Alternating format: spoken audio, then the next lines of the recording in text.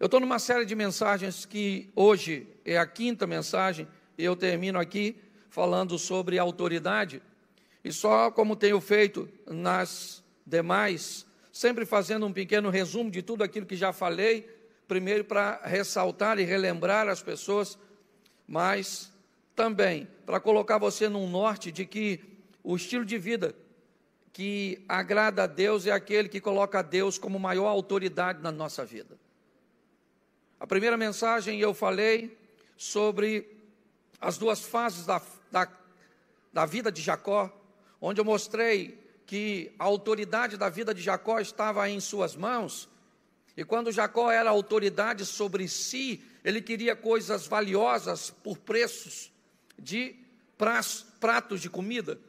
Quando a autoridade de sua vida estava nas mãos de sua mãe, ele foi capaz de ceder o apelo dela e entrar com a falsidade ideológica para iludir e ludibriar seu pai. E por causa disso ele sofreu as consequências de tudo isso. Mas a segunda fase de Jacó, ele coloca Deus como autoridade de sua vida e começa a descobrir que ao lado de Deus coisas valiosas vão lhe custar muito suor e muito trabalho. Ele trabalha 14 anos para se casar com uma mulher e tantas outras coisas ele faz. Na segunda mensagem eu falei, se queremos entender o que é autoridade, precisamos descobrir a quem queremos agradar.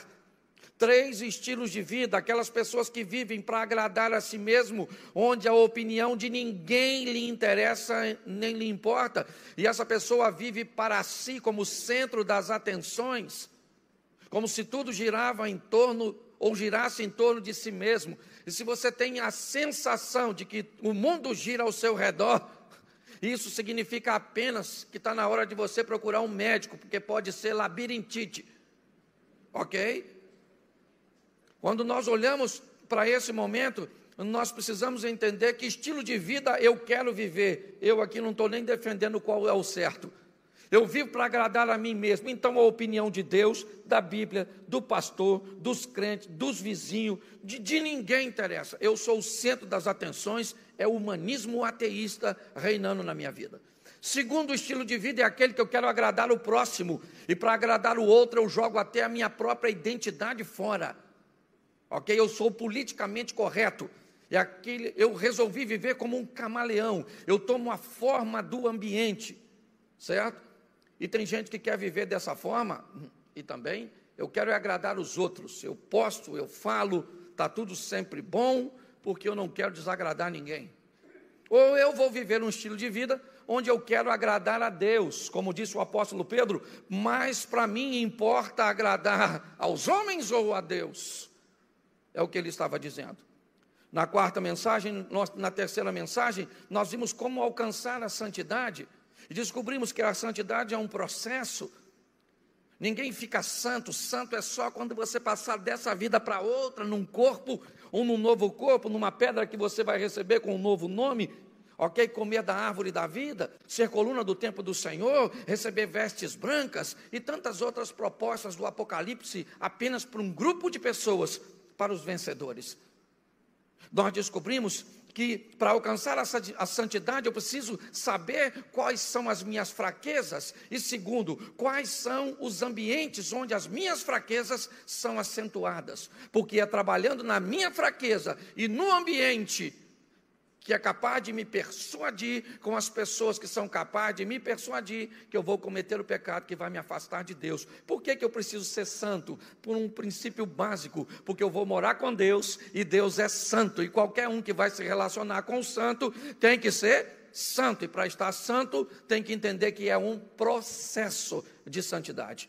Na quarta mensagem eu falei sobre autoridade total e mostrei a entrega do apóstolo Paulo descrevendo 2 fases de sua vida, e ele diz então, quando eu era menino, falava, pensava e agia como menino, mas a fase de menino passou e eu amadureci. É isso que ele diz. Paulo é alguém que é capaz de entregar a autoridade da sua vida, a ponto de correr perigo em muitas vezes, colocando sua vida em risco, fazendo coisas que outras pessoas não fariam, se não tivesse governado ou com a autoridade de Deus sobre a sua vida, o comando de Deus sobre a sua vida. Depois de tudo isso, de tantas dores e de tantos problemas, Paulo chama isso de bom combate. Combati o bom combate, acabei a carreira e eu guardei a minha fé. Hoje, na quinta mensagem, eu quero falar com vocês sobre histórias diferentes ao lado de um mesmo Deus. Precisamos desmistificar essa questão de que existe um padrão para aqueles que vão viver com Deus.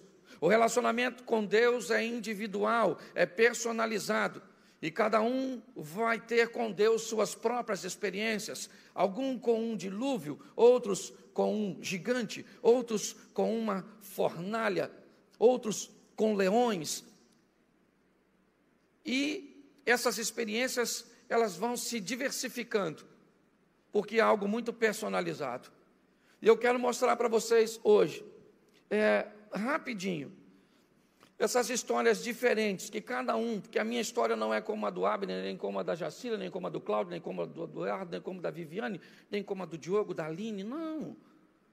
Eu vou ter a minha história, as minhas dificuldades, os meus problemas, os meus ambientes de tentações, certo? Eu vou ter as minhas fraquezas, eu vou ter que enfrentar as fases da minha vida, e muitas vezes vou observar que minha entrega não é total, porque quando nós olhamos algumas passagens, eu não tenho muito tempo para citar textos bíblicos, mas quando olhamos para João 8, Jesus tem um encontro com aquela mulher que vai ser apedrejada, e ele olha para a mulher no final da história e diz: eu tenho uma direção para você, vá e não peques mais. E quando olhamos para essa história, nós imaginamos que ela foi e não pecou, porque quando olhamos Jesus conversando com o jovem rico em Mateus 19, Jesus disse: vai e vende tudo que tu tens, dá aos pobres, terá um tesouro no céu, depois você vem e me segue.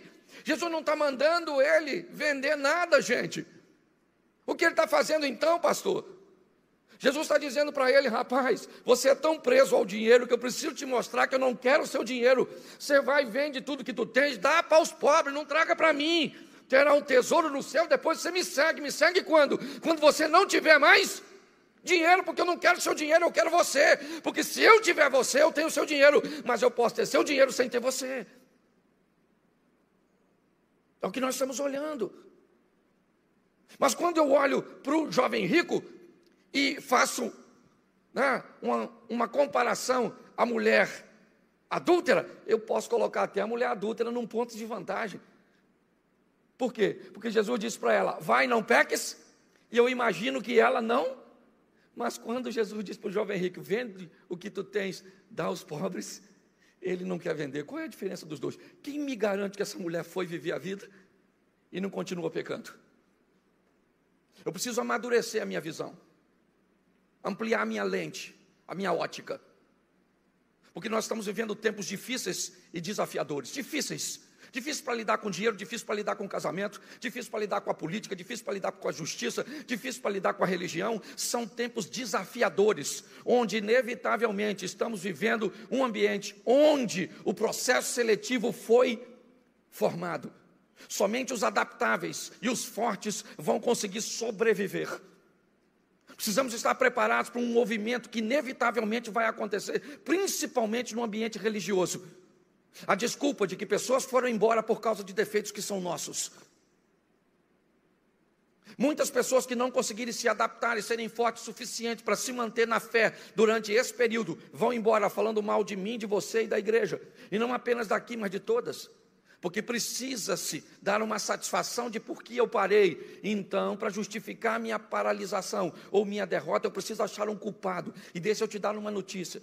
Independente da desculpa que você tenha para justificar seu fracasso, ele ainda continua sendo fracasso. Então arrume uma desculpa para justificar seu sucesso, porque o Senhor é o nosso pastor, Ele tem o cajado que nos sustenta, e nós vamos nele sermos mais do que vencedores. É assim que funciona. Quando olhamos para esse ambiente, é isso que estamos vendo. Olha bem, a história da mulher adúltera é: vai, não peques mais. A história do jovem rico é: vai e vende tudo que tu tens. Quando Pedro encontra com Jesus em Lucas 5, narrando a pesca maravilhosa, nós vemos que quando Pedro desce do barco, Pedro olha para Jesus e diz: o senhor vai embora daqui, porque o senhor é um homem santo e eu sou um homem pecador. Após o encontro, Pedro diz: vai embora, porque eu não tenho como estar contigo. E Jesus diz para ele: Pedro, pode deixar o barco e as redes e vem comigo que eu vou te fazer pescador de homens. Pedro pede para que Jesus vá e Jesus diz o que para ele? Vem comigo. Quando olhamos para Marcos 5 e vemos Jesus libertando o gadareno, quando Jesus vai entrar no barco, sabe o que o gadareno diz? Senhor, deixa eu ir contigo. Jesus disse: não, vá para a tua casa. Pedro queria que Jesus fosse embora e Jesus disse: você vem comigo. O gadareno queria ir com Jesus, Jesus disse: comigo você não vem, vá para a sua casa, porque cada um de nós vamos ter as nossas próprias experiências com Deus. É assim que funciona. Entendendo isso, nós precisamos, se o assunto central é a autoridade, entender se Deus realmente tem autoridade na nossa vida, ou se Ele é um mero figurão no meio de tudo isso. Se nós conseguirmos discernir isso, por quê? Primeiro eu aprendi que quando se tem, deixa eu botar esse texto, que eu acho que isso vale a pena colocar, Mateus 8:9. Coloca para mim aí, por favor. Mateus, capítulo 8, verso 9. Pois também sou um homem sob o quê? Sob o quê? E eu tenho soldados às minhas, e digo a este, vai, e ele, e a outro, vem, e ele, e ao meu criado, faz isso, e ele. Preste atenção aqui, porque eu aprendi uma coisa: só aqueles que têm autoridade são capazes de reconhecer a autoridade. Quando olhamos para essa passagem, o que vemos? Um homem que beneficiava os judeus, é esse centurião. Então alguém intercede por ele, por um criado ou um filho, independente do que você tem aí no contexto. E Jesus disse: não, eu vou à casa dele. E aí o centurião diz: não, o senhor não precisa ir à minha casa. Eu sou um soldado, eu sou um homem de autoridade, eu sou um comandante, eu tenho 100 homens sob o meu comando e eu tenho autoridade sobre esses homens. Eu digo para eles: vai, faz, e eles vão e fazem. Então o Senhor faz o seguinte: dê ordem a um dos teus anjos, olhe bem, e o meu criado, ele vai ficar curado. Eu tenho descoberto que aquelas pessoas que não têm autoridade sobre suas tarefas, autoridade sobre si mesmo, responsabilidades e disciplina sobre si, sobre suas próprias decisões, têm sérios problemas para permitir que a autoridade de Deus prevaleça na sua vida. Essas pessoas vão ler a Bíblia, essas pessoas vão vir aos cultos, essas pessoas vão ter até dons, mas quando o assunto é Deus exercer domínio sobre elas, elas terão sérios problemas. Entender que esse é um princípio fundamental de autoridade. Eu tenho autoridade sobre meus filhos, eu tenho autoridade sobre a minha esposa, eu tenho autoridade sobre a minha vida. Quando eu tenho autoridade, eu sou capaz de reconhecer e respeitar. É meio que cultural. Você quer ver? Vamos pegar uma cultura diferente. Jairo tem sua menina de 12 anos que está enferma. Ele procura Jesus. Preste atenção que Jairo é religioso, é um dos principais da sinagoga. Quando ele procura Jesus, ele diz: Senhor Jesus, minha filha está moribunda em minha casa, à morte. Eu preciso que o Senhor vá até a minha casa. O centurião disse: não precisa ir à minha casa, dê apenas uma ordem. Jairo diz: não, o senhor tem que ir na minha casa, porque na cultura que esse cara está inserido, a autoridade sacerdotal tem que ir colocar a mão sobre o enfermo, para que o enfermo fique curado. Está errado? Não, eu só estou mostrando a você. A filha de Jairo ressuscitou e ficou boa, sim ou não? Sim ou não? E o filho do centurião ou o criado foi curado, sim ou não? O final da história é o mesmo, sim ou não? Mas a trama é totalmente diferente, porque eu estou olhando para um militar e para um religioso. E essa é a grande sabe, grandeza de toda essa história de viver ao lado de Deus, entender o respeito que Ele tem por nós, por nossas limitações, por aquilo que vivemos. Quando olhamos para tudo isso, o que vemos? Nós vemos que quanto mais rápido eu tiver entendimento de autoridade, mais rápido eu vou conseguir que Deus se torne autoridade sobre a minha vida. Escute e guarde isso, porque eu tenho repetido isso diversas vezes aqui na igreja, e vou repetir por muito tempo. O que eu sei sobre Deus, quer sobre sua palavra, quer sobre o seu poder, só é eficaz e eficiente na minha vida quando eu dou a todo esse conhecimento autoridade sobre mim. Eu posso limitar o poder de Deus na minha vida, e é por isso que muitas pessoas têm sofrido. Eu posso dizer para Deus, eu não posso dizer para Ele, não haja na vida do Abner, mas eu posso dizer para Ele, não haja na minha. Quando eu, com minhas ações, com minhas limitações, volto para Nazaré, o texto é claro, Jesus vai a Nazaré, mas não pode fazer ali milagres.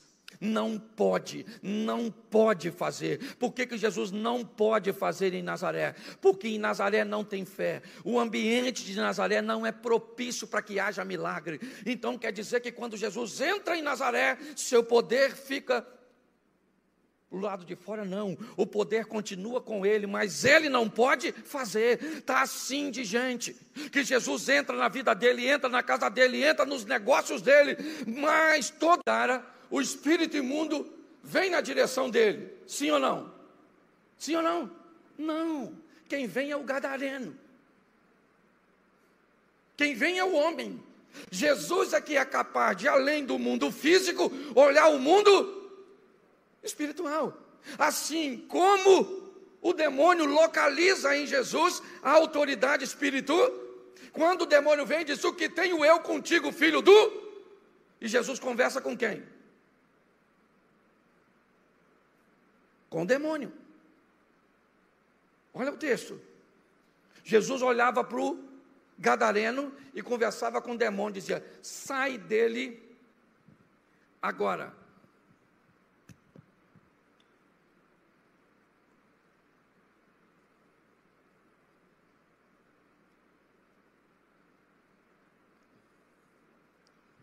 Note bem, é um momento físico, mas totalmente espiritual. O demônio que está falando com Jesus não é o gadareno. Jesus está falando com o demônio e não é com o gadareno. Porque o ambiente aqui é totalmente espiritual. Olha só. E pega o verso seguinte, o 9. E perguntou-lhe, qual é o teu? E lhe respondeu dizendo, legião é o meu, porque somos muitos. Olha só, quem está ali é um cara, eu fico imaginando as pessoas que estão em volta olhando aquilo. Talvez os discípulos estivessem mais prontos para participarem desse diálogo, mas quando olhamos para aquela turma de Decápolis, olhar aquele camarada que eles sabiam que era um perigoso, que atacava as pessoas, todo ferido, que morava no sepulcro, conversando agora com alguém que acabou de chegar do outro lado. E esse camarada diz que esse indivíduo é filho do Altíssimo, do Deus Altíssimo. E esse camarada diz para o gadareno, pelo menos na ótica deles, qual é o seu nome? Ele diz, o meu nome é Legião, porque nós somos muitos.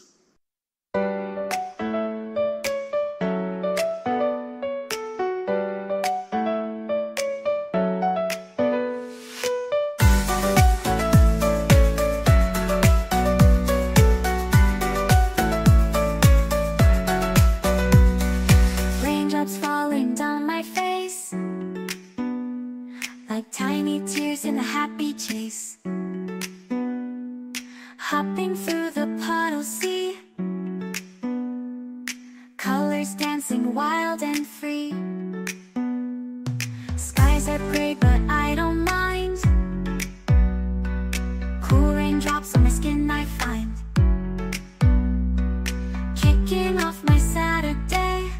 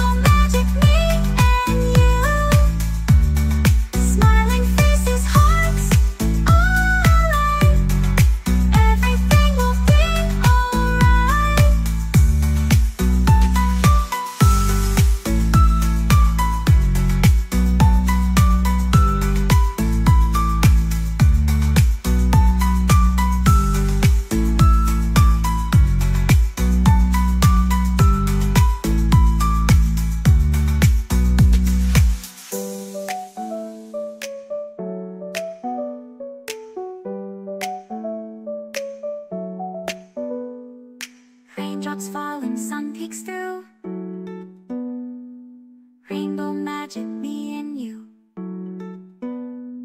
Smiling faces, hearts alight. Everything will be alright.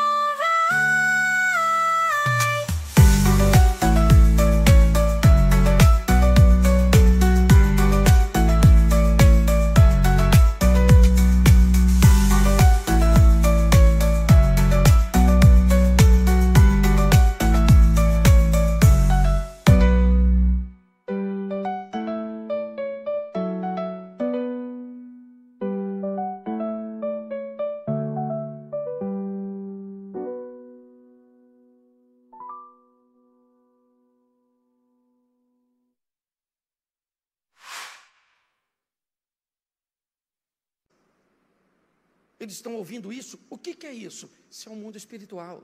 Ele está mais perto de nós do que podemos imaginar. Ele é um ambiente extremamente tentador, extremamente enganador para muitos. É isso que está acontecendo aqui. Ele diz: nós somos muitos, uma legião. E o pessoal ouvindo, quem está aí é apenas o gadareno, no mundo físico, mas no mundo espiritual, não. Pode chegar uma pessoa perto de você, e ela pode ser apenas uma, com diversos demônios. Nossa, pastor, não fala assim das pessoas. Eu falo, demoniado. Tem gente que tem tanto demônio, que se o demônio chegar perto dela, o demônio fica endemoniado. Cuidado com as pessoas que chegam. E tem gente, deixa isso para outra hora. É que eu ia mudar de assunto aqui, mas não posso não. Certo? Agora, põe o 10. Olha o que o demônio falou para Jesus. Rogava-lhe muito que os não enviasse para fora daquela. Caramba, o demônio estava pedindo autorização a Jesus. Reconhecimento de autoria. O demônio disse: o senhor não deixa, não nos manda para fora dessa província. Verso 11. E andava ali pastando, no monte uma grande manada de porcos. Todos aqueles demônios rogaram: manda-nos para aqueles porcos, para que entremos nele. Põe 13. E Jesus logo lhe permitiu, saindo aqueles espíritos imundos, entraram nos porcos, a manada se precipitou num despenhadeiro no mar, e eram quase o quê? É quase o quê? Era quase o quê? Presta atenção, espírito, esses demônios são onipresentes? Sim ou não? Demônio é onipresente? Não, né? Então, era um demônio para cada porco.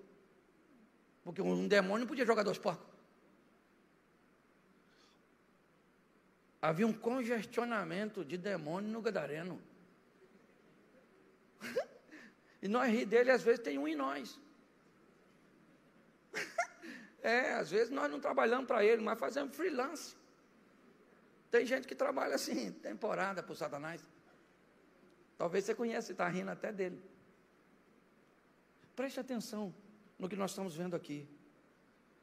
O demônio quer sair, mas ele diz a Jesus: o senhor, para eu ir, é muito interessante isso. Ele poderia simplesmente ir embora, Abner.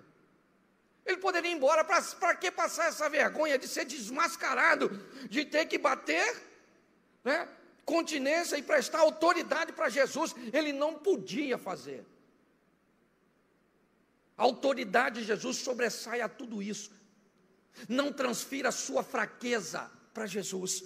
Nós somos fracos, mas Ele permanece forte. Nós podemos não ter poder, mas Ele continua sendo todo-poderoso. Nós precisamos amadurecer e entendermos isso. Por quê? Porque o mundo espiritual entende. Satanás entende. O mundo espiritual é um mundo de tanto respeito, que o que os crentes dizem para Satanás, anjo não diz. Eu já cansei de ver gente dizendo: o diabo está debaixo do meu pé. E quando um anjo de guerra tem uma batalha com Satanás, ele diz o quê? Que o Senhor te repreenda. O que é isso? Falta de conhecimento de autoridade. Nós precisamos disseminar um evangelho que não vai mais por discursos bonitos, mas por vida. Está todo mundo de olho em como é seu casamento, em como são seus filhos, em como são suas finanças, em como você se veste, em como é sua rede social. Está todo mundo. A grande nuvem de testemunha virou a grande rede. Ela observa tudo. É assim que funciona. Vamos sair daqui com a autoridade de Deus sobre a nossa vida, de tal maneira que o nome do Senhor seja glorificado sobre nossas ações, amém? O nosso casamento vai glorificar o nome do Senhor, amém? Os nossos negócios vão glorificar o nome do Senhor, amém?